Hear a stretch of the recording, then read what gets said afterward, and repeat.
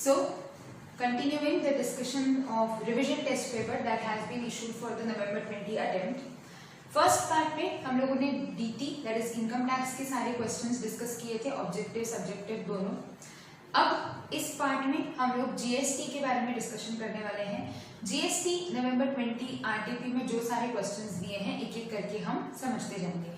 सो पहले objective and then descriptive questions. So start करते हैं। क्वेश्चन नंबर 1, मोस्टली आप लोगों को जो पहला ऑब्जेक्टिव रहेगा that will be most probably case scenario based ही रहेगा एग्जामिनेशन में भी। तो इंस्टीट्यूट ने भी काफी कुछ केस सिनेरियो बेस्ड क्वेश्चंस दिए हैं, बोथ डीटी में भी आईडीटी में भी, तो हमें प्रॉपरली उन्हें सॉल्व करना आना चाहिए। सो ओवरऑल क्वेश्चन समझते चलेंगे, एक एक लाइन एक एक वर्ड पढ़ते पढ़ते। PTL Private Limited is a retail store of merchandise located in 25 states and or union territories in the country, ठीक है। For the purpose of clearance of stock and to attract customers, launched scheme of buy one get one free, ठीक है। For the same type of merchandise, for instance, one shirt to be given free with purchase of one shirt, तो एक shirt पे एक shirt free वाला scheme लेकर आए, buy one get one free। और पीटीएल ने क्या किया है, directly purchases the products from the manufacturers, तो डायरेक्ट मैन्युफैक्चरर से ही खरीदता है अपनी कॉस्ट को बचाने के लिए। In the month of May, in order to save employee cost, PTL purchased a tempo traveler worth 12 lakhs with a seating capacity of 25 persons, including driver, for transportation of its employees. ठीक है। Further, for ensuring well-being of its employees, voluntarily obtained insurance cover of 2 lakh for each employee in the same month. Premium is 1500 per employee. ठीक है। In the month of July, Raghav, a customer of the company, filed a lawsuit in the court against the company for not supplying goods of the value 1 lakh. PTL engaged Mr. Ram as an advocate to represent an agreed consideration of rupees 25,000. Lawyer को fees दी हमने 25,000 की। As per the terms, Ram issued an invoice on 5th July. Ram कौन है, हमारे advocate. However, consideration was not paid till February next year. All the amounts are excluding taxes. Rate है 9% but tempo traveller पर rate है 14% CGST और SGST। अब question में आपको बेसिक सा केस दिया हुआ है कि एक पर्सन है, रजिस्टर्ड है अलग अलग स्टेट्स और अलग अलग यूनियन टेरिटरीज में, और एक ऑफर चला रहा है bye one get one free, ठीक है। वो बात वहां आके खत्म हो गई। फिर एक और चीज लिखी है कि एम्प्लॉइज का ट्रांसपोर्टेशन कॉस्ट बचाने के लिए उसने क्या किया, एक गाड़ी खरीदी है, टेम्पो ट्रेवलर खरीदी है, जो कि ट्रांसपोर्टेशन ऑफ पैसेंजर्स के लिए यूज हो रही है। तो आपको याद होगा ब्लॉक्ड क्रेडिट से ये चीज लिंक हो रही है, ठीक है। ये चीज हमने समझी। हर क्वेश्चन जीएसटी में बहुत ध्यान से पढ़ के आपको ये समझना है कि ये कौन से चैप्टर का क्वेश्चन है।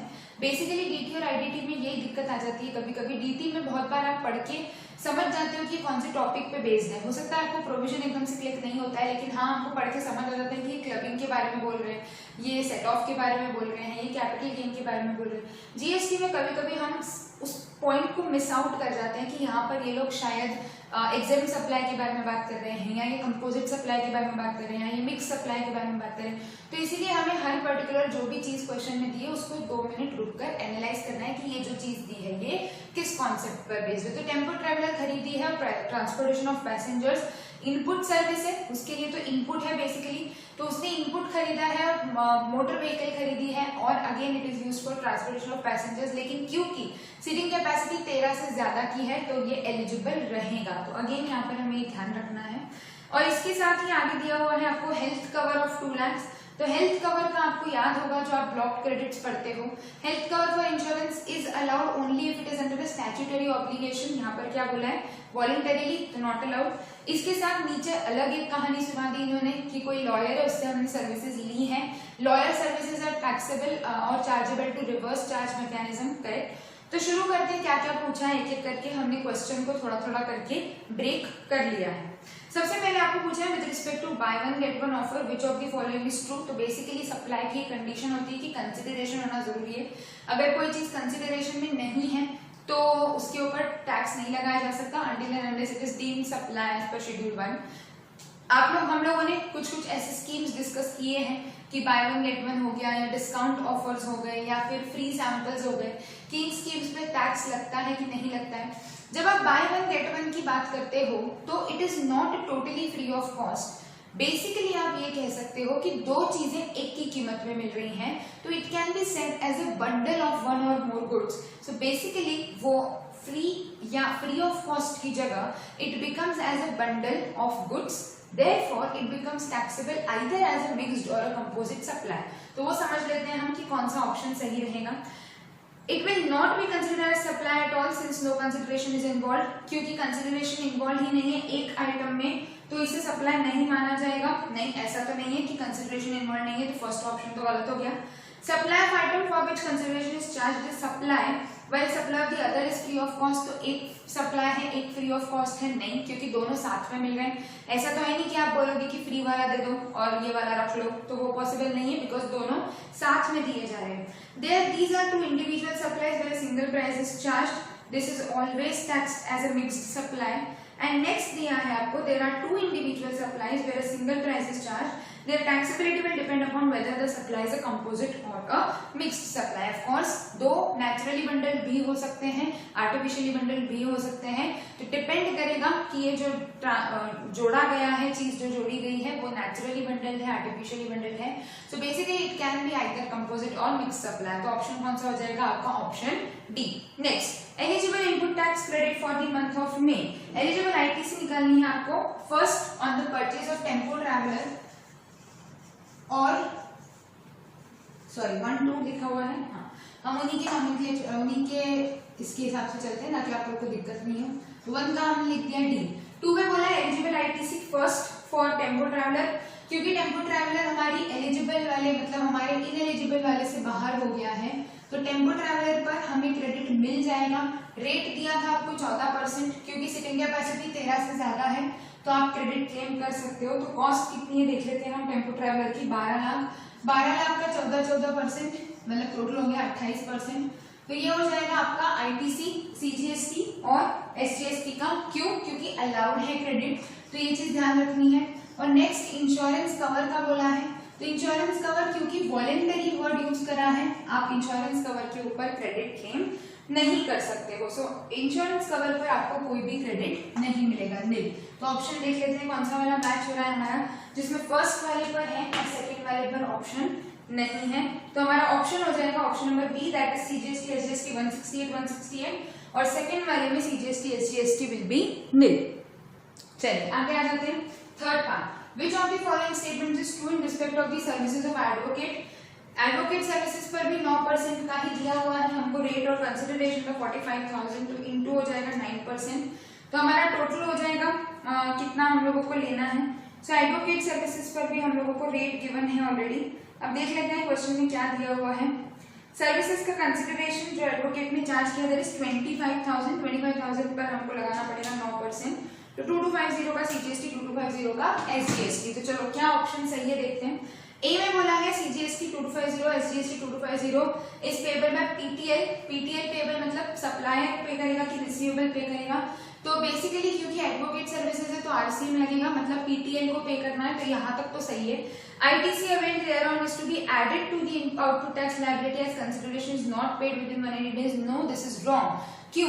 क्योंकि कंसिडरेशन 180 डेज में पे करने की कंडीशन होती है, नो डाउट। अगर आप नहीं पे करते हो तो आपका जितना भी क्रेडिट है वो आउटपुट टैक्स लायबिलिटी में ऐड हो जाता है। लेकिन देयर आर सर्टेन एक्सेप्शंस, जिसमें से एक ये एक्सेप्शन होता है कि डीम्ड सप्लाई है अगर शेड्यूल 1 वाला, तो उसमें वो प्रोविजन अप्लाई नहीं होगा। वैसे ही एक और एक्सेप्शन होता है कि अगर सप्लाई आरसीएम का है, क्योंकि सिंपल सी बात है अगर आप रिवर्स चार्ज मैकेनिज्म में पे कर रहे हो तो आपको कंसिडरेशन पे करने का कोई सेंस नहीं बनता, क्योंकि आप खुद ही टैक्स पे करने वाले हो आगे से। तो बेसिकली सामने वाले पर्सन ने चार्ज करके टैक्स नहीं दिया है, तो 180 डेज वाला जो कंडीशन है वो रिवर्स चार्ज कंप्लायंस में एप्लीकेबल नहीं रहेगा। सो ऑप्शन ए तो गलत हो गया। ऑप्शन बी में कहा है पेबल बाय मिस्टर राम, तो नहीं, ये तो यही गलत हो गया क्योंकि आरसीएम है। C, CGST and SGST 2250 and advocate is payable by PTL, ठीक है। The condition of payment of consideration in 180 days does not apply in the given case। Yes, this is the correct option। क्यों apply नहीं हो रहा है? क्योंकि reverse charge mechanism है। Reverse charge mechanism में 180 डेज वाली चीज एप्लीकेबल नहीं होती है। आगे चलते हैं। Mister Kumar, question number 2, started interior designing practice from the month of January। His turnover up to the month of March was 12,50,000, ठीक है, 12,50,000 तक पहुंच चुके थे। On 30 June his turnover exceeded 20 lakh and reached 20,05,000, तो रजिस्ट्रेशन के लिए लायबल हो गए sir. Mister Kumar applied for GST registration on 15th of July and registration was granted to him on 25th July. तो liability आई इसके ऊपर 30 जून को, इसने अप्लाई करा 15 जुलाई को और इसको रजिस्ट्रेशन मिल गया 25 जुलाई को। तो बेसिकली क्योंकि 30 दिन के अंदर अंदर अप्लाई कर दिया है, इसका रजिस्ट्रेशन इफेक्टिव कब से हो जाएगा? 30 जून। ये हमने पढ़ा हुआ है। आगे चलते हैं। नेक्स्ट क्या दिया हुआ है आपको? On 16th of July, 16th of July मतलब कहाँ? यहाँ पर, ठीक है।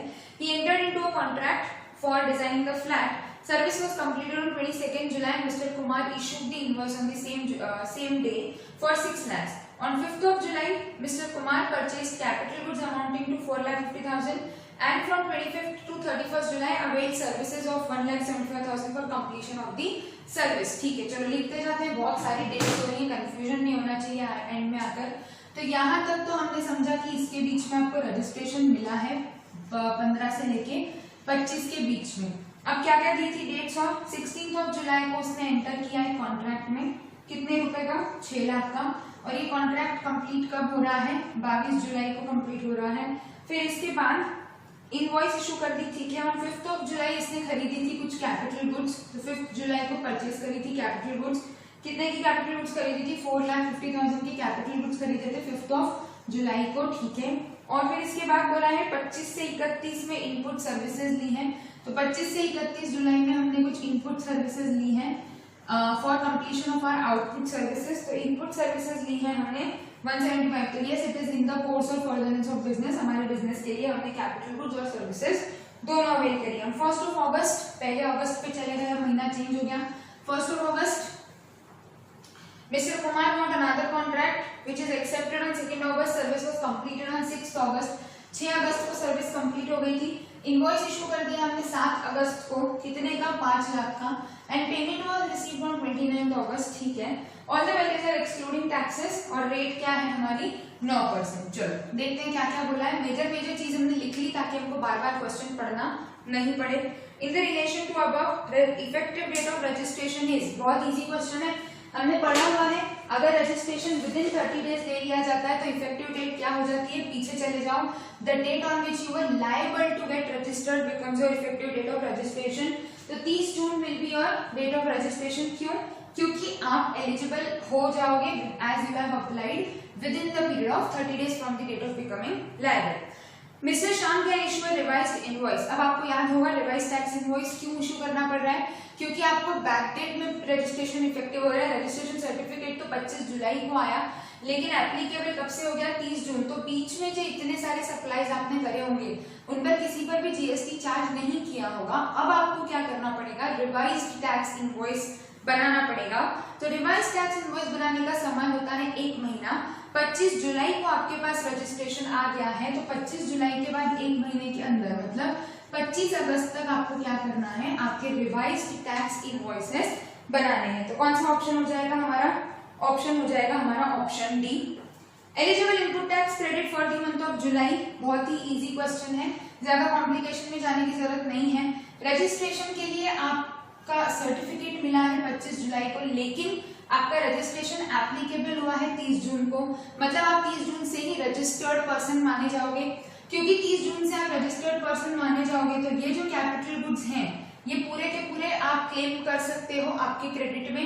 सिमिलरली इस इनपुट पर भी आप क्रेडिट क्लेम कर सकते हो। सो बेसिकली उन्होंने जानबूझ करके एक डेट इधर और एक डेट इधर दी ताकि हम कंफ्यूज हों, पर हमें कंफ्यूज नहीं होना है क्योंकि हमारा रजिस्ट्रेशन बैक डेट से इफेक्ट में आया है। तो इसके पहले के यहाँ इसके पहले का जो होता हाँ वो हमें अलग से कैलकुलेट करना पड़ता, बट 30 जून के बाद का तो नॉर्मल क्रेडिट है आपका, वो तो आपको इजीली अवेलेबल हो जाएगा। तो स्पेशल सर्कमस्टांसेस वगैरह में जाने की जरूरत नहीं है।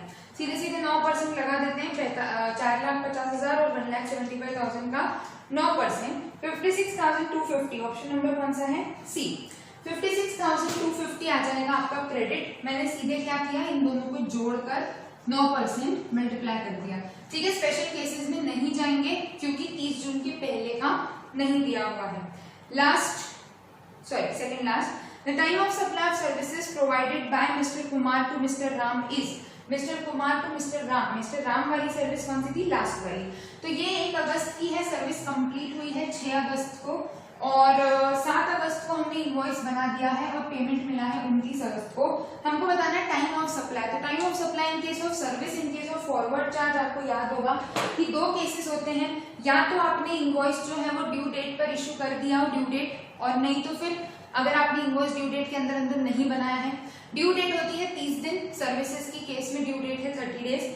तो 30 डेज के अंदर अंदर हमारा इनवॉइस बन गया है, मतलब हमारा invoice with in the due time limit बना है, with in the due prescribed time limit.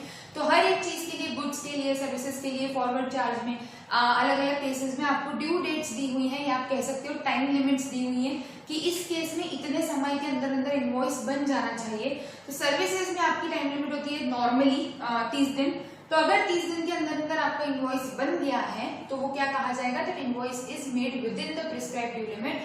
क्योंकि हमारी विद इन प्रिस्क्राइब्ड लिमिट में इनवॉइस बन गया है, तो डेट ऑफ इनवॉइस और payment whichever is earlier, payment तो बाद में मिली है, इनवॉइस बना है 7 अगस्त को, तो हमारा टाइम ऑफ सप्लाई क्या हो जाएगा, 7 अगस्त। तो हमेशा फॉरवर्ड चार्ज में आपको सबसे पहले ये चीज तो चेक करनी ही है कि इनवॉइस हमारा टाइम लिमिट के अंदर इशू हुआ है कि नहीं हुआ है। चलो last, if instead of option for regular scheme he opts for 10(2)(a), 10(2)(a) क्या है, तो हमने बात करी हुई है 10(2)(a) is basically the composition that is for service कह सकते हो, या आप कह सकते हो basically the concessional rate, जो 3% वाला एक स्पेसिफिक नोटिफिकेशन हुआ करता था, अब उसको क्या कर लिया है, एक्ट में इनकॉर्पोरेट कर लिया है।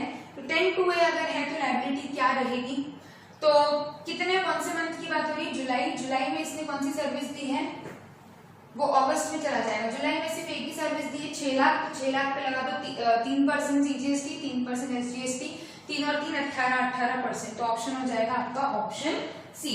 तो सिंपल है, निकल जाएंगे सारे options. Mostly independent option cases रहते हैं ज्यादातर, जैसे आपको याद होगा जब हमने डीटी के ऑब्जेक्टिव्स करे थे तो वो बहुत कुछ एक दूसरे से लिंक्ड था, पूरा क्वेश्चन एक ही जैसा चल रहा था। यहाँ पर अलग अलग बातें, मतलब जैसे क्वेश्चन नंबर जो आपका सब पार्ट 1 है उसका सब पार्ट 2 से बहुत ज्यादा रिलेशन में जरूरी नहीं है, तो आपको चीजों को एनालाइज करते चलना है। चलिए आगे चलते हैं। Next question, during the month of May, Z sold goods to Y Limited 2,55,000 and charged GST. However, owing to some defects, Y returned the goods by issuing debit note. Z records the return by issuing a credit note plus GST in the same month. In this situation, GST for the month of May will be very easy, क्योंकि उसी same month में reverse हो गया है तो आप सीधे सीधे माइनस कर सकते हो। तो आपका टोटल सप्लाई था 2,55,000 और 40,000 का रिटर्न हो गया। नेट करके देख लेते हैं, 2,15,000 पर 18%, 38,700 का आपको पेमेंट करना है। क्यों 38,700 आएगा, क्योंकि आपने उसी साल रिवर्स कर दिया है, उसी महीने रिवर्स कर दिया है। तो अब आपको इस पर्टिकुलर ट्रांजेक्शन के ऊपर अगले महीने का कैलकुलेशन करने की जरूरत नहीं है, उसी महीने आपके आउटपुट में से क्या कर दो, उसको माइनस कर देंगे। चलिए आगे चलते हैं। Question number 4, C and company registered supplier opted for composition under 1 and 2 of 10, मतलब नॉर्मल कंपोजिशन ले भी 1.5 करोड़ वाला जो है। It sold goods in the 4th quarter of financial year, 15 lakh के गुड्स सेल करे उसने, कंपोजिशन डीलर है, ठीक है। The applicable GST rate on this rate goods is 12%, makes no difference. हम कंपोजिशन वाले तो हमें रेगुलर टैक्स रेट से फर्क नहीं पड़ेगा। हाँ, आरसीएम रेगुलर रेट के हिसाब से लगेगा, लेकिन अगर आपका आउटवर्ड सप्लाई है तो उस पर रेगुलर कुछ भी टैक्स हो फर्क नहीं पड़ेगा। C and company purchase goods from Ramesh and company on which Ramesh charged GST and SGST of 57,300. C and company also purchased from E and company registered in Haryana, जिस पे IGST चार्ज हुआ 29520, makes no difference। ये सारी चीजें आप ignore कर सकते हो। जैसे ही शुरू में पढ़ लिया हमने कंपोजिशन, तो बात खत्म हो जाती है। जब आप कंपोजिशन के लिए एलिजिबल हो जाते हो तो आप कोई क्रेडिट नहीं लगाते हो, आपको कोई क्रेडिट नहीं मिलता है, कोई आउटपुट टैक्स लायबिलिटी कलेक्ट नहीं करनी है।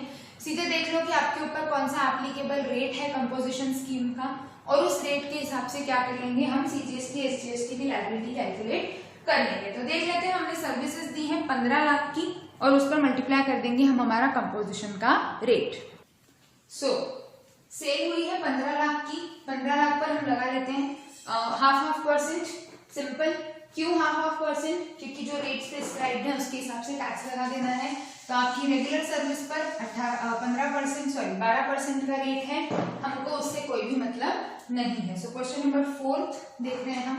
4th आपका सर्विस है 15 लाख 15 लाख पर सीधे लगा देते हैं 0.5% CGST 0.5% SGST। 15 lakhs into 0.5%, क्योंकि क्वेश्चन में क्या लिखा है, he is a supplier of products. So 7,500 का CGST और 7,500 का आ जाएगा हमारा SGST की लायबिलिटी। सो रेट कौन सा अप्लाई होगा वो आपको ध्यान में रखना है। गुड्स का एप्लीकेबिलिटी सोल्ड गुड्स लिखा हुआ है तो 0.5% पर आएगा।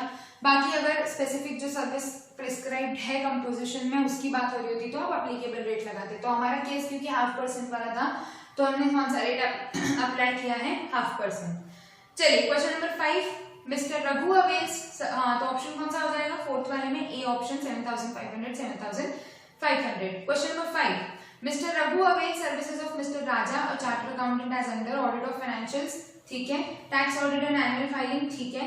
Income tax return filing of mister Raghu's wife, तो रघु ने कंपनी की फाइनेंशियल का कंपनी मतलब जो भी बिजनेस है उसका उसके ऑडिट करवाए, टैक्स ऑडिट करवाया, एनुअल फाइलिंग करवाई और वाइफ का रिटर्न भरवाया। टोटल सीए ने चार्ज करा है 55 और 5 60 और 10 70,000 रुपए। All the above amounts are exclusive of taxes and rate is 18%.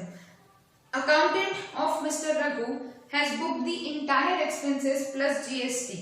Mr. Raghu is eligible to take ITC. बहुत ही बेसिक सा प्रोविजन अप्लाई हो रहा है यहाँ पर ITC का। ITC में हमको ये चीज शुरू से सिखाई जाती है कि इनपुट सर्विसेज या कैपिटल गुड्स या गुड्स जो भी उन्हीं के लिए क्रेडिट एलिजिबल रहेगा जो बिजनेस के लिए यूज हुए हैं।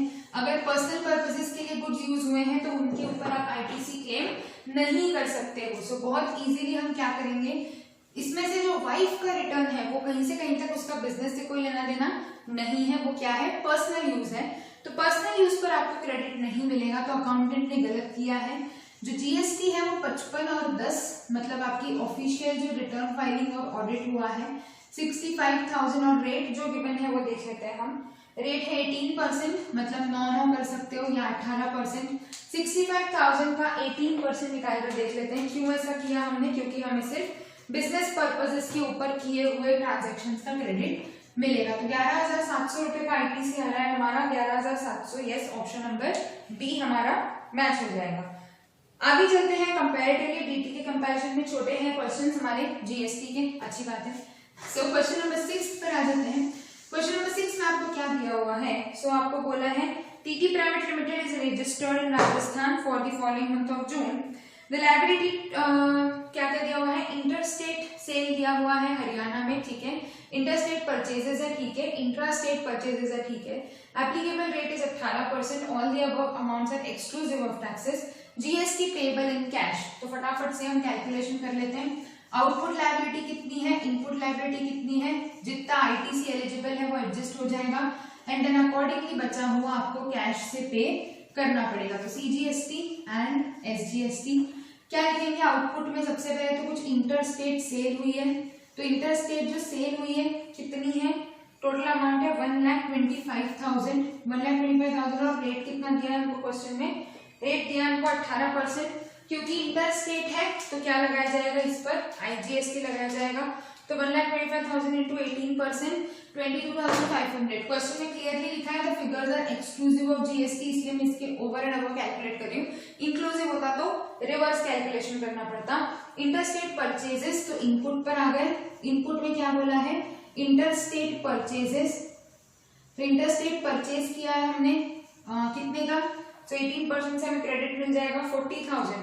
40,000 पर 18% से हमें क्या मिल जाएगा, क्रेडिट। तो 14,000 इंटू 18% गिव्स अस 7,200 का हमारा ITC का क्रेडिट है IGST का।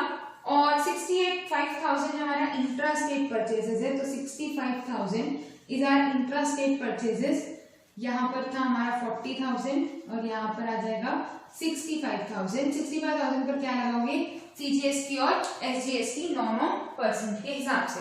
65,000 इंटू 9% गिव्स अस 5,850। तो ये हमारे ITCs हो गए 5,850 5,850 और ये हमारी आउटपुट टैक्स लायबिलिटी हो गई। बहुत ही इजी क्वेश्चन है क्योंकि हमारे पास सारी की सारी आउटपुट लायबिलिटी IGST में ही है, तो हमें इजी पड़ जाएगा। सीधे सीधे क्या करेंगे, क्रेडिट एडजस्ट करेंगे। तो सबसे पहले ये क्रेडिट इससे एडजस्ट कर दो और फिर 5,850 CGST का IGST से एडजस्ट कर दो, फिर 5,850 इसका इससे एडजस्ट कर दो। तो सिंपल हमको तीनों को माइनस कर देना है, तो बचा रहेगा कि पे क्या करना है, और लायबिलिटी सिर्फ कौन से हेड में आएगी, आईजीएसटी, क्योंकि यहाँ पर आउटपुट लायबिलिटी एग्जिस्ट ही नहीं करती। तो 22,500 में से जो जो एलिजिबल क्रेडिट्स है वो हम माइनस कर देते हैं, 7200, 5850 माइनस 5850, सो हमारा अमाउंट आता है 3600।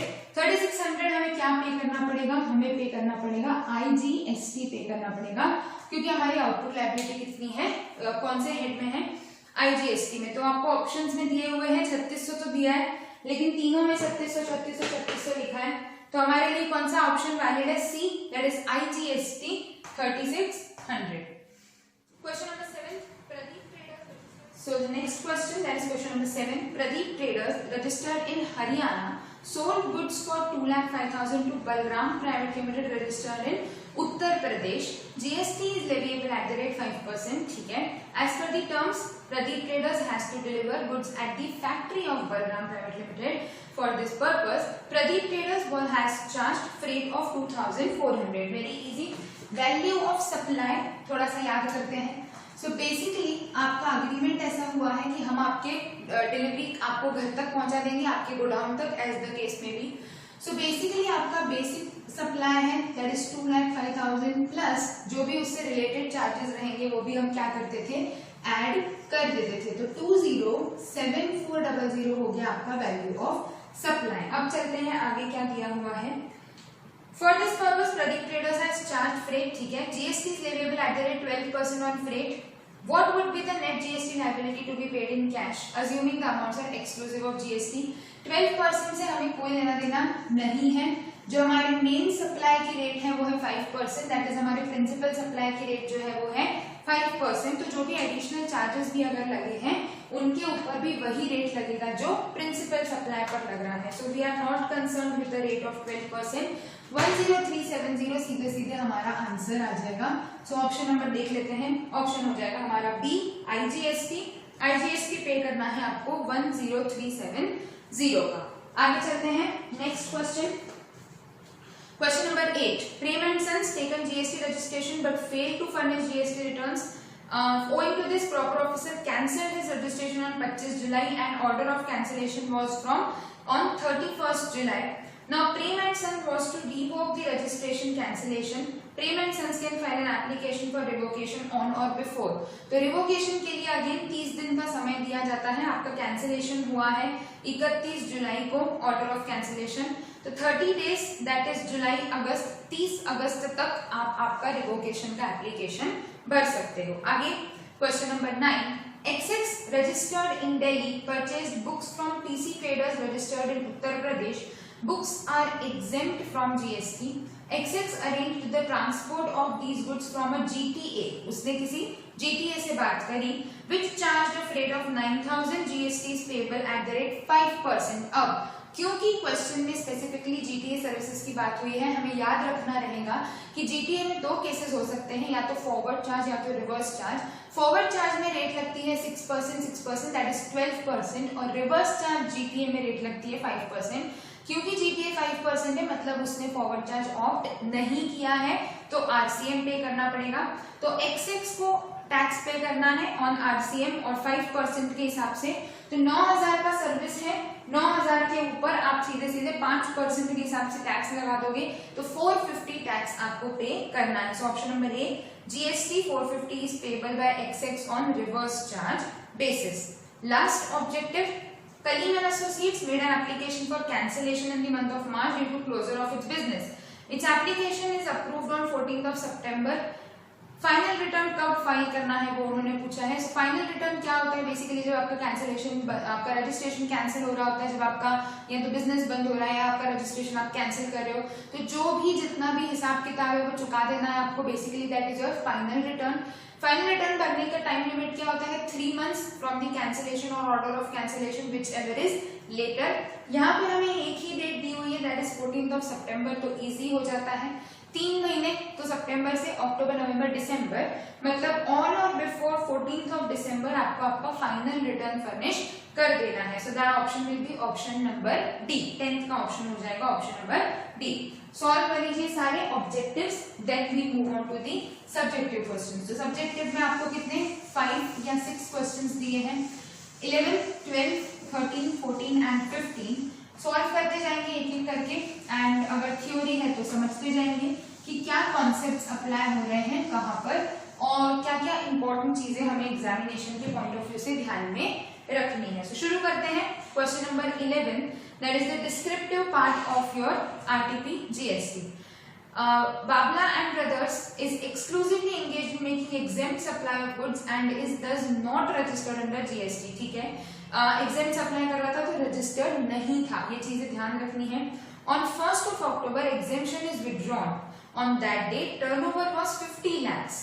Examine the eligibility for availing ITC। अब हमने जब ITC पढ़ा है तब हम कुछ स्पेशल कंडीशंस डिस्कस करते हैं जो कि नॉर्मली ऐसी होती हैं कि आप अभी तक तो रजिस्ट्रेशन के लिए लायबल नहीं थे, अब लायबल हो गए, या आप वॉलंटरी रजिस्टर्ड हो गए, या अब तक तो आपका पूरा का पूरा सप्लाई एग्जेम्प्ट था अब टैक्सेबल हो गया। तो आप पहले नॉन जीएसटी वाले पॉइंट में थे और अब आप जीएसटी में आ गए, तो क्या आप पुराना क्रेडिट क्लेम कर सकते हो? ये स्पेशल कंडीशंस हम लोगों ने पढ़ी हुई है। उसमें आपको एक कंडीशन होती है जो एग्जेम्प्ट सप्लाईज के बारे में बात करती है, और एक कंडीशन होती है जो ये बोलती है कि you are not liable to get registered and now you have become liable for registration. So basically यहाँ पर हमें ये चीज ध्यान रखनी है, क्वेश्चन जैसे ही आप शुरू करते हो आपका सबसे पहले दिमाग में ऑप्शन आ जाता है कि यार एग्जेम्प्ट टैक्सेबल हो रहा है, तो हमें वो वाली कंडीशन में जाना है। नो, यहाँ पर एक बहुत इंपॉर्टेंट पॉइंट हमें समझना है। सो आप सॉल्यूशन पर आइए, सॉल्यूशन पढ़ेंगे और समझते जाएंगे। बेसिकली क्योंकि यहाँ पर पहले वो पर्सन रजिस्टर्ड ही नहीं था तो एग्जेम्प्ट टू टैक्सेबल वाली स्पेशल कंडीशन में नहीं जा रहे हैं, हम जा रहे हैं कि नॉट लायबल टू रजिस्टर्ड से लायबिलिटी टू रजिस्टर्ड पर। सो देखिए क्या लिखा है, since the exemption available on the goods is withdrawn it becomes liable to registration as its turnover has crossed the threshold limit on the day when the exemption is withdrawn, assuming that Babla and Brothers applies for registration within 30 days of 1st October and obtains registration, it will be entitled to take the credit of input tax in respect of inputs in stock and inputs in semi-finished goods and goods held on the stock in the day immediately preceding the date on which it becomes liable to get registered। So basically जिस दिन आपके ऊपर liability आ रही है tax पे करने की, जिस दिन आप टैक्सेबिलिटी में आ रहे हो उस दिन से पहले, और ध्यान ये इसीलिए रखना है क्योंकि आपको याद होगा कुछ स्पेशल कंडीशन में आपको सिर्फ स्टॉक का क्रेडिट मिलता है, कुछ में आप कैपिटल गुड्स का भी क्रेडिट क्लेम कर सकते हो। यहाँ पर आपको सिर्फ स्टॉक का बेनिफिट मिल रहा है, मतलब जो पुराना चीजें आपके स्टॉक में पड़ी हुई है उसका आप क्रेडिट ले सकते हो। सो कंडीशन कौन सी अप्लाई हो रही है वो ध्यान से समझना है। 90% चांसेस है कि हम इसमें कहाँ पर चले जाएंगे, एग्जेम्पशन विड्रॉल में चले जाएंगे। Input tax on capital goods will not be available. अब बी ऑप्शन देखिए, आपको डिस्टिंक्शन समझ में आएगा जो मैं कह रही हूँ। 11th का बी है, Mamta traders is exempt and provides taxable services, दोनों में मतलब वो एग्जेम्प्ट भी दे रही है टैक्सेबल भी दे रही है, रजिस्टर्ड है जीएसटी में।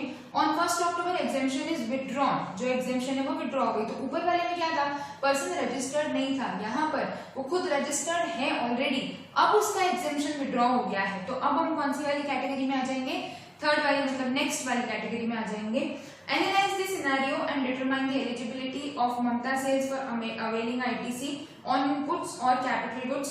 तो क्योंकि हाँ यहाँ पर अलाइबिलिटी है, तो if the exempt supply made by a registered person, माफ करते जाओ ये चीजें जो मैं बोल रही हूँ, अगर कोई एग्जेम्प्ट सप्लाई करी है किसी रजिस्टर्ड पर्सन ने और अब वो टैक्सेबल हो गई है, तो प्रोविजन ऑफ 18(1)(d) अप्लाई। ऊपर क्या लिखा है 18(1)(a), 18(1)(d) क्या था, एग्जेम्प्ट से आप आ गए टैक्सेबल में। यहाँ पर आपको इनपुट और कैपिटल गुड्स दोनों का बेनिफिट मिल जाता है। In the given case since it is a registered person 18(1)(d) will be applicable. Mamta sales will be entitled to take credit in case of stocks, जो भी एग्जेम्प्ट सप्लाई के stocks थे अब आप उसको क्रेडिट ले सकते हो क्योंकि अब आप टैक्सेबल हो गए हो। And capital goods exclusively used for such exempt supply immediately preceding the date from which the supply becomes taxable.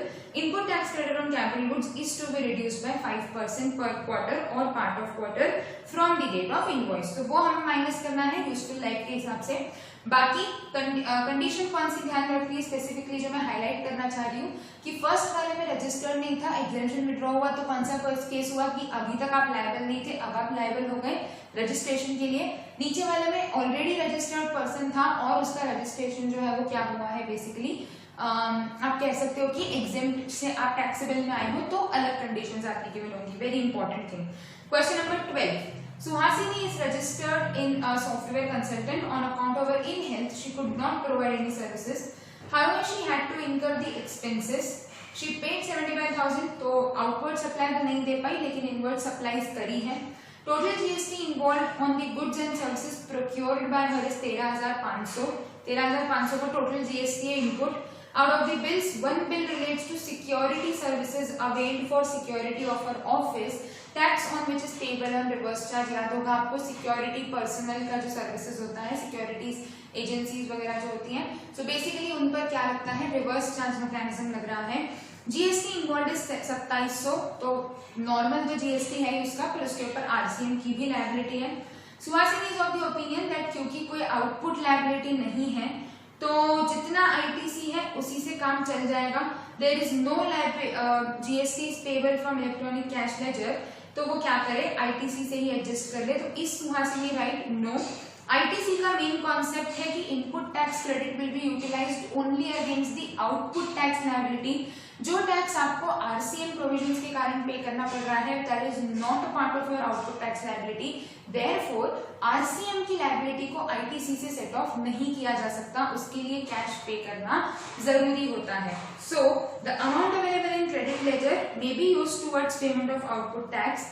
Output tax means tax chargeable on supply made by him or by his agent, but excludes tax payable by him on reverse charge. Therefore, ITC cannot be used for tax liability under reverse charge.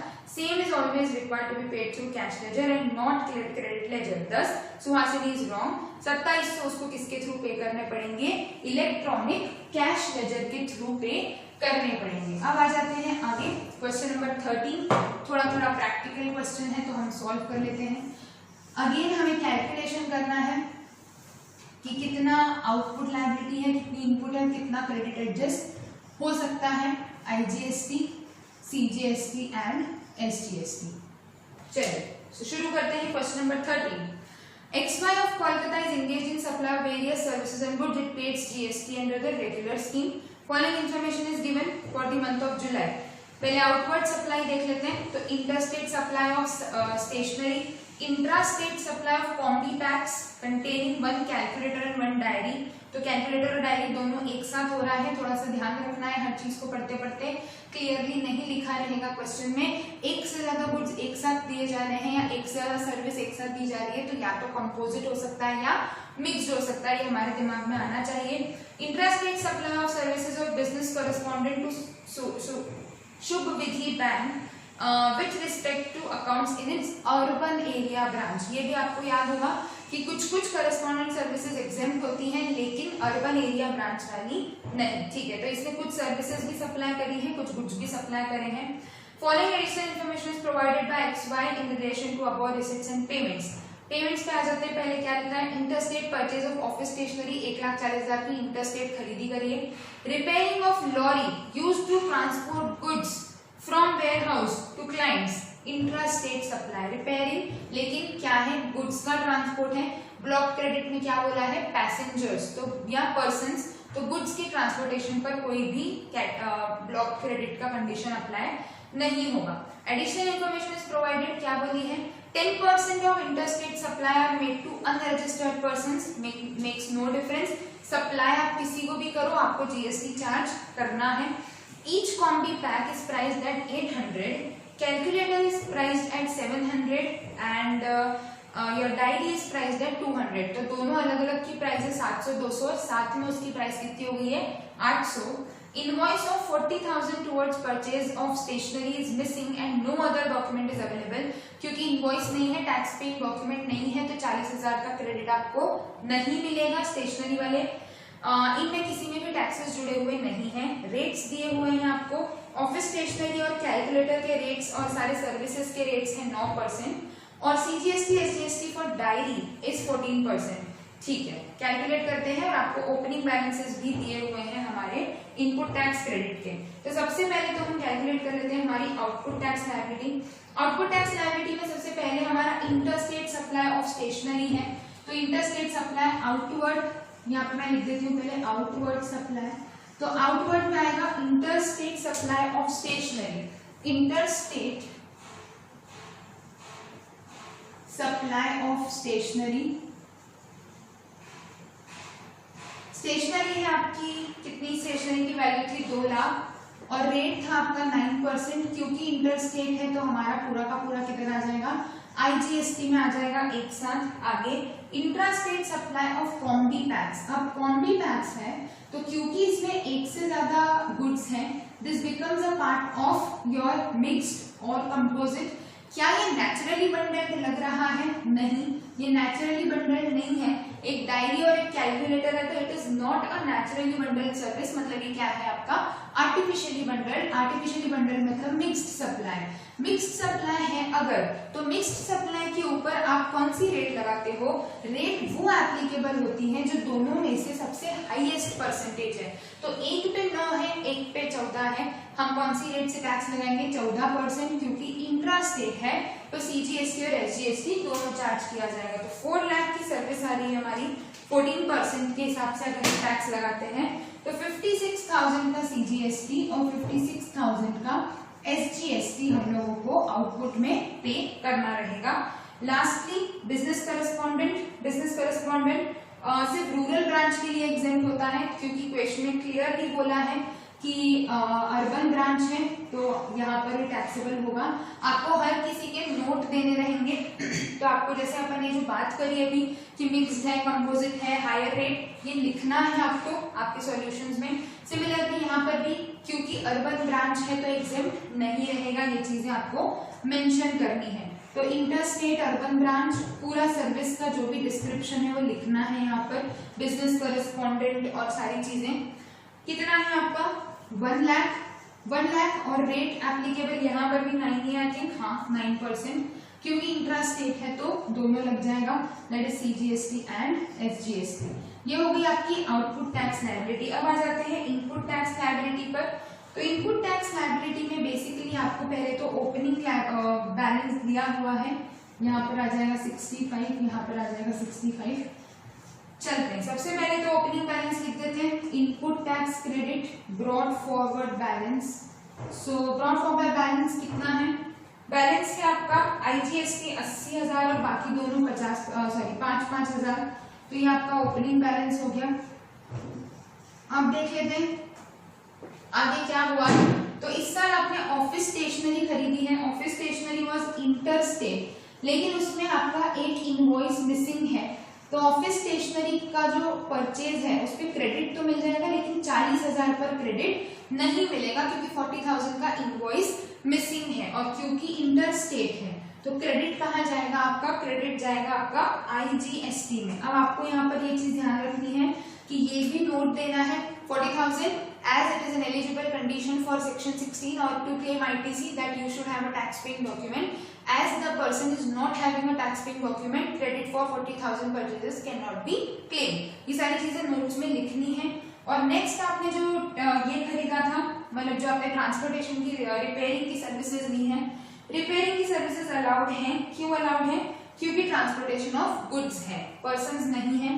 तो intra state repairing अगर है, इस पे भी आपको note देना पड़ेगा कि क्यों अलाउ किया हमने, क्योंकि ये ट्रांसपोर्टेशन ऑफ गुड्स है, ट्रांसपोर्टेशन ऑफ पर्संस नहीं है। सीजीएसटी एसजीएसटी रहेगा तो CGST SGST will be applicable at the rate, आपका जो पर्टिकुलर रेट है दैट इज 99%। तो 9% का क्रेडिट इधर, 9% का क्रेडिट इधर। नोट कर लीजिए आप, फिर हम इसको एडजस्ट कर देते हैं और कैलकुलेट करना है मिनिमम कैश पेबल कि कैश कितनी पे करनी बची है अब। सो आप नोट डाउन कर लीजिए, then we move on to the calculation of cash liability. चलिए अब सबसे पहले आईजीएसटी के क्रेडिट पर चलते हैं। तो आईजीएसटी की लायबिलिटी है 36,000, आईजीएसटी का क्रेडिट है 80 और 18। तो आईजीएसटी की लायबिलिटी तो निल हो गई। कितना क्रेडिट बच जाएगा आईजीएसटी का? तो 36,000 एडजस्ट करने के बावजूद भी आईजीएसटी का क्रेडिट बचा रहेगा। सो हमारे पास बैलेंस क्रेडिट है 36,000 के हिसाब से अगर हम देखें तो 80,000 minus 18,000, so we have 62,000 of extra credit available. जो हमारा एडिशनल क्रेडिट अवेलेबल है वो हम किसी भी ऑर्डर में यूटिलाइज कर सकते हैं to set off against your CGST and SGST liability. तो आप आईजीएसटी का क्रेडिट यूटिलाइज कर सकते हो और फिर हम किस पर आ जाएंगे, सीजीएसटी और एसजीएसटी के क्रेडिट पर आ जाएंगे। सो आईजीएसटी का क्रेडिट यूटिलाइज करना है किसी भी ऑर्डर में किया जा सकता है क्योंकि इस क्वेश्चन में सारे फिगर्स सेम हैं। नॉर्मली आपको ये चीज ध्यान रखनी होती है ऐसे क्वेश्चंस में कि कम से कम टैक्स लायबिलिटी आए। तो जैसे इसके लिए ट्रिक क्या होती है कि आपको सपोज यहाँ पे से फॉर एग्जांपल अगर इस क्वेश्चन में एसजीएसटी का क्रेडिट होता 90,000, ठीक है, और सीजीएसटी में क्रेडिट नहीं होता से फॉर एग्जांपल, तो सीजीएसटी में क्रेडिट नहीं है, एसजीएसटी में ऑलरेडी क्रेडिट है, तो आईजीएसटी का क्रेडिट आप पूरा का पूरा किसके लिए यूटिलाइज कर लेते हैं, सीजीएसटी के लिए यूटिलाइज कर लेते हैं। सो बेसिकली आपको कोशिश रखनी है कि कैश पेबल कम से कम हो, ऐसा नहीं हो कि क्रेडिट है पर उसको जुडिशियसली यूज नहीं किया उसके कारण हमारा पेमेंट लायबिलिटी बढ़ जाए। पर क्योंकि इस क्वेश्चन में आपका क्रेडिट सीजीएसटी और एसजीएसटी का क्रेडिट और आपका आउटपुट लायबिलिटी दोनों ही सेम है, तो आप किसी को भी किसी भी ऑर्डर में एडजस्ट करो, कोई भी फर्क नहीं पड़ेगा, ऑटोमेटिकली आपका आंसर बदल जाएगा। तो जैसे अगर हम देखें तो जैसे टोटल हमारे पास जो क्रेडिट बच रहा था 80,000 प्लस 18,000 का क्रेडिट है माइनस 36,000, तो एक्स्ट्रा क्रेडिट है 62,000। 62,000 को आप कैसे भी एडजस्ट कर दो, कोई फर्क नहीं पड़ेगा, it will make no difference. तो 62,000 में से हम एक काम करते हैं 51 इधर ले लेते हैं क्योंकि 14 इसका खुद का है इसके पास, तो 65,000 में से हमने 14,000 माइनस कर दिया तो 51 बच गया। 51,000 पहले आईजीएसटी एडजस्ट हो जाएगा यहाँ से, फिर 14,000 का क्रेडिट एडजस्ट हो जाएगा सीजीएसटी का, तो पहले आईजीएसटी का क्रेडिट एडजस्ट करेंगे फिर सीजीएसटी का क्रेडिट एडजस्ट करेंगे और फिर यहाँ पर हो जाएगा 0। आईजीएसटी का क्रेडिट खत्म होने के बाद आप अगले क्रेडिट्स पर मूव ऑन करते हो। सो हमने पहले ये ले लिया और बचा हुआ क्रेडिट कहाँ डाल देंगे हम, एसजीएसटी में, बट आप इसको चेंज भी कर सकते हो, आप 30,000 और 32 इधर ले लो, आप 25 और बैलेंस उधर ले लो, कोई भी फर्क नहीं पड़ेगा। तो it can be utilize in any manner, किसी भी मैनर में यूटिलाइज किया जा सकता है। तो हो सकता है आपका आंसर अकॉर्डिंगली चेंज हो जाए, कोई फर्क नहीं पड़ेगा, जो भी आपका आंसर है वो एक्सेप्टेबल रहेगा। बस एग्जामिनेशन में आपको ध्यान रखना है कि जीएसटी मिनिमम आना जरूरी है, ठीक है। इस क्वेश्चन में आप कैसे भी करो फर्क नहीं पड़ता क्योंकि ये दोनों फिगर्स उतने के उतने ही हैं। सो बेसिकली आपको एग्जाम में क्या ध्यान रखना है कि आपका जो कैश पेबल है वो मिनिमम बचे, मिनिमम मतलब कि जहां से हो सके बेस्ट पॉसिबल मैनर में आपको क्रेडिट यूटिलाइज करना है। तो यहाँ पर हम कैसे भी करें कोई भी फर्क नहीं पड़ेगा, ठीक है। सो आगे चलते हैं question number 14। Now question number 14 में आपको क्या दिया हुआ है, multi services private limited registered in Punjab is engaged in supplying variety of services, turnover is 35 lakh in the preceding financial year, ठीक है। It has provided the following information for month of April और 9% का rate है। हमें GST liability calculate करनी है। Fee for the coaching provided to students for competitive exams, the coaching center is run by multi services and in Punjab और intrastate transaction है। देखो हम लोगों ने एजुकेशनल सर्विसेज के बारे में पढ़ा है एग्जेम्पशंस में, कौन सी सर्विसेज है, कौन से एजुकेशनल इंस्टीट्यूशंस को उस पर्टिकुलर सर्विस में कवर किया जाता है, ये हमने प्रॉपर्ली डिस्कस किया हुआ है। सो बेसिकली हमने बात करी है कि जो कोचिंग सेंटर्स होते हैं उनको एजुकेशनल इंस्टीट्यूट में इंक्लूड नहीं किया जाता। सो क्या बोलेंगे हम, coaching centers is not an educational institution as per the department as per the specific sections of GST, as it does not provide a qualification that is recognized in any law, therefore fee received is taxable, पूरा taxable रहेगा। Next है आपका, next जो आपने services दी हैं, conduct of examination. Now conduct of examination से क्या लिखा हुआ है आपको, next receipts for services provided in relation to conduct of examination in Purity University being an interstate transaction for providing education recognized by an Indian law.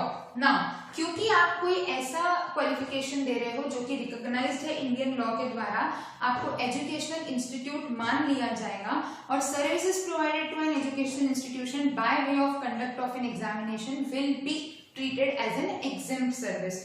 तो क्योंकि ये exempt है, यहाँ पर हमें कोई भी जीएसटी लगाने की जरूरत नहीं है। सो क्या लिखा है, नोट्स भी साथ साथ पढ़ते जाते हैं। Since pure it is educational institution and services provided to an educational institution in relation to conduct of examination is exempt in relation to conduct of examination by such institution is exempt from GST, so there will be no taxability। तो कोई tax लगाने की जरूरत नहीं है। आगे आ जाते हैं नेक्स्ट जो आपको सर्विस दी है वो है amount received for transportation of students and faculty from the residence to school, higher secondary school and back. So higher secondary school again हाँ एजुकेशनल इंस्टीट्यूशन में आएगा, एजुकेशनल इंस्टीट्यूशन में आएगा तो services by a transporter to the educational institution again. So क्या आ जाएगा, services provided by any person for an educational institution. So क्या दिया है, since Lotus Public School provides education up to higher secondary school, it is an educational institution and services of transportation of students, faculty and staff provided to an educational institution are exempt। तो आपको दोनों चीजें साथ में समझनी है कि कौन सी सर्विसेज हैं जो कि services by an educational institution में आ रही है, कौन सी है जो services to an educational institution में आ रही है। तो आपने अगर एजुकेशनल इंस्टीट्यूशन को ऐसी कोई सर्विसेज दी है तो अगेन वो भी एग्जेम्प्ट रहेंगी। Last, amount received for providing security and housekeeping services for Dhani Public School, a preschool intrastate transaction। अब वापस समझ लेते हैं तो yes, since Dhani Public School provides preschool, it is again an educational institution। Security and housekeeping within the premises are exempt। तो चारों में से तीन तो exempt ही हैं, पहले टैक्सेबल है और वो भी इंट्रा स्टेट है तो 9% से सीजीएसटी एसजीएसटी लग जाएगा, बाकी सारी एग्जेम्प्ट रहेगी। अब इसमें एजुकेशन इंस्टीट्यूशन में स्पेसिफिकली आपको ध्यान रखना है, खैर हमने पढ़ा ही वैसे है कि कौन सी सर्विसेज में एजुकेशनल इंस्टीट्यूशन की डेफिनेशन क्या है, अलग अलग जगहों पर अलग अलग चीजों को एजुकेशनल इंस्टीट्यूशन में इंक्लूड किया है, तो कौन सी इंस्टीट्यूट को कौन सी डेफिनेशन में या कौन सी सर्विस में इंक्लूड किया गया है वो आपको स्पेसिफिकली ध्यान रखना है। लास्ट क्वेश्चन आ जाते हैं, क्वेश्चन नंबर 15, छोटा सा ही क्वेश्चन है। The due date for payment of taxes under section 10, that is composition, is aligned with the due date of return file.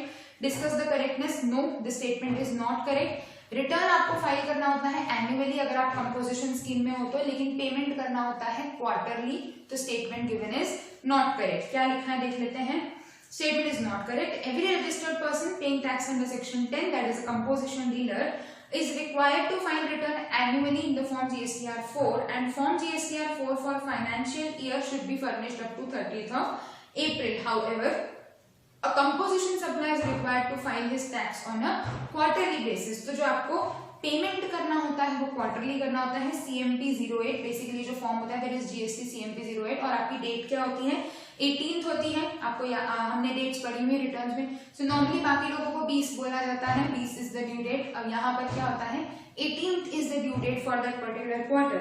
Therefore, while return is to be furnished annually, payment needs to be done on the quarterly basis। So the statement given is incorrect। So basically यहाँ पर हमारी GST की RTP भी complete होती है। So we have discussed each and every question of DT and IDT दोनों का, that is income tax and GST। Regarding any of the question, any of the provision, कहीं पर भी आपको दिक्कत आ रही है बिल्कुल हम डिस्कस कर सकते हैं। एंड इसके अलावा एग्जामिनेशन से रिलेटेड अगर और भी कोई दिक्कत आ रही है कि कोई पर्टिकुलर चीज कैसे समझनी है या कैसे करना है, so we can discuss that, no issues। All the very best for your examinations।